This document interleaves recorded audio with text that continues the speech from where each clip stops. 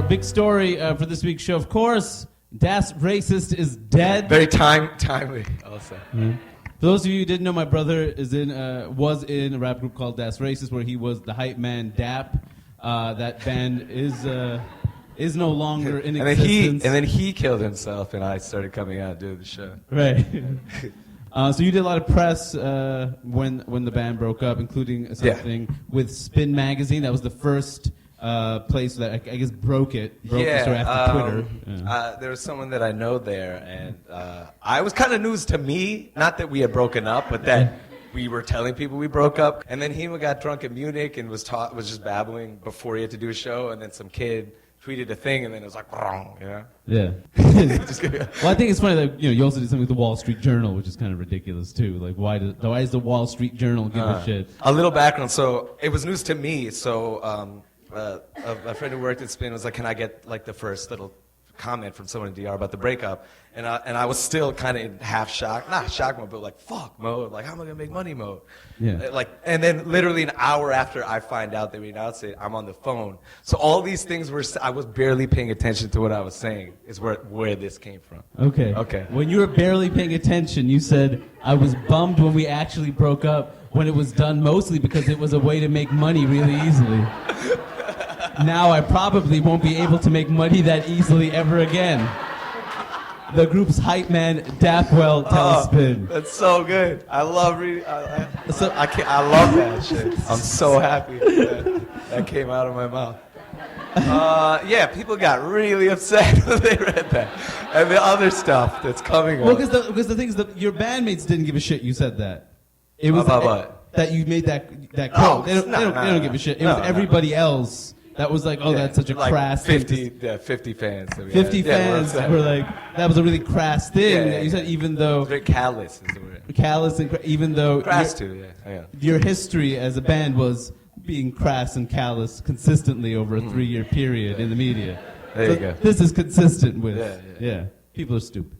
It was always funny when, like, because I would mention that DR broke up when I would like work on pieces. I'd do a joke and I'd mention it in some context, and somebody would be like, "Oh my God, they broke up. They were my favorite band." Oh, they were your favorite band that you didn't know they broke up 3 months ago?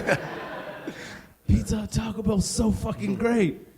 That was the one song I knew. The one song on MySpace I knew. So after this quote, you had a bunch of other stuff also in this article.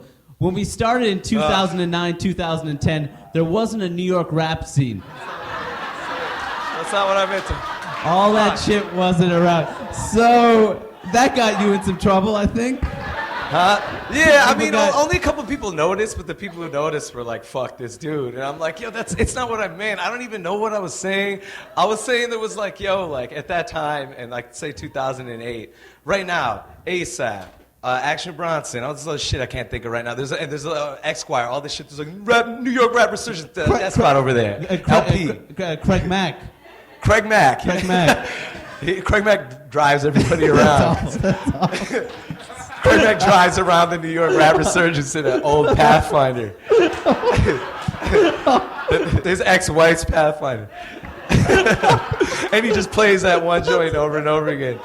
Because he knows the word. Not even the remix, just the original. Yeah. He's like, I always prefer the original one.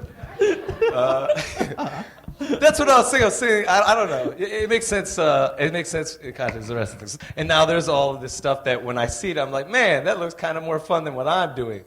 Like every other one of those artists that I named right now. But to be fair, it's like when people lose their job, they usually don't need to speak to the press immediately after they lose their job. Mm-hmm. So you had just lost your job an hour ago, and all of a sudden had to talk to people about what it was like to lose your job. Yeah. Which, of course, you're going to say things that you're like, what the hell's going on? Yeah. But we kind of checked out, and it was just about money, which some people can do, but apparently we're not good at doing things we don't want to do anymore. That's just some, like, self-indulgent dick rapper type shit. But it comes off as you having integrity, so that's cool. I guess. I don't know. A little bit. So after this, you did a bunch of press. My favorite thing, though, that you did was for MTV Iggy. Yeah. This is without a doubt my favorite thing. I heard That's Racist broke up. This is the interview. I heard That's Racist broke up, and I want to talk to you about life after That's Racist. I know you have like 1 million projects. Sorry, I shouldn't be laughing. But is That's Racist really broken up? Is it for real? For real? We're broken up forever, probably. So definitely, yeah. I mean, who knows how broke we'll get? Right now, I'm a solo flyer. Solo flyer? Really? I don't know. But if Coachella offers you enough money, you'll headline? Coachella? Hell yeah. You know, we're as broken up as the latest offer. If somebody wants to offer us $50,000 to trot out the hits, we'll trot out the goddamn hits, baby. And you can quote me on that. Oh, man. Did you know you were being interviewed when you said I literally, I don't remember saying that. I'd never read this when it came out, and then months later, you were talking about it when we did our first podcast, and I was like, what the fuck are you talking about? And you pulled it up and read it. And you had no idea you said this. I had no memory of saying that. Maybe I was out of my mind. I don't know.